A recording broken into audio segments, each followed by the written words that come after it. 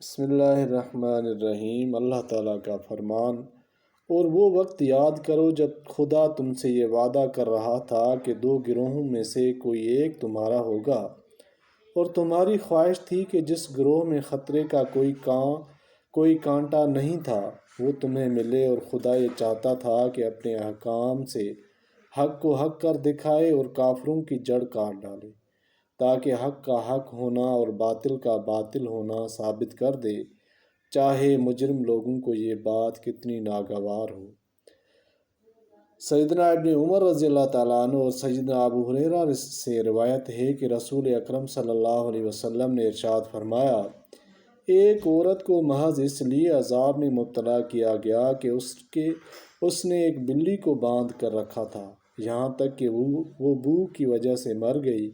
وہ عورت نہ تو اس بلی کو کچھ کھلاتی پلاتی تھی اور نہ ہی اسے چھوڑتی تھی کہ وہ زمین کے جانوروں چوہا وغیرہ میں سے کھاتی۔